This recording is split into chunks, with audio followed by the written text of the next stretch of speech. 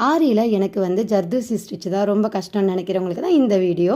நான் வந்து கோரா ஜர்தோசி எடுத்திருக்கேன். சிவிங் த்ரெட் எடுத்து ஒரு லைனில் வந்து நான் ஃபஸ்ட்டு ப்ராக்டிஸ் பண்ணி பார்க்குறேன். ஜர்தோசியை பொறுத்தளவுக்கு நீங்கள் ப்ராக்டிஸ் பண்ண உங்களுக்கு ஈஸியாக இருக்கும். இதில் வந்து ஜர்தோசியை இன்சர்ட் பண்ணிவிட்டு நம்ம பஞ்ச் பண்ணுறப்போ நீடில் வந்து 90 டிகிரியில் வைக்கணும்.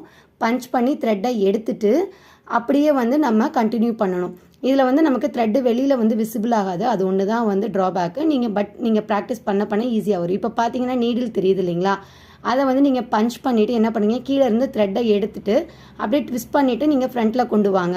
நீங்கள் த்ரெட்டு வந்துருச்சான்லாம் பார்க்க வேண்டாம். இதில் வந்து நான் ஃபுல் டீட்டெயில் சொல்ல முடியல, ஏன்னா 1 மினிட் வீடியோன்றதுனால. யூடியூப் சேனலில் வந்து ஃபுல் வீடியோ நான் வந்து போஸ்ட் பண்ணுறேன். இப்போ பார்த்தீங்க அப்படின்னா இது வந்து நீங்கள் ஃபஸ்ட்டு ஸ்டார்ட் பண்ணுறப்போ இந்த ஜர்தோசி, அதாவது கோரா ஜர்தோசியில் ப்ராக்டிஸ் பண்ணி பாருங்கள். ஏதாவது டவுட் இருந்ததுன்னா கமெண்ட்டில் கேளுங்க.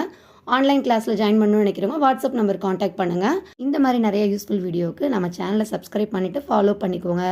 அதே மாதிரி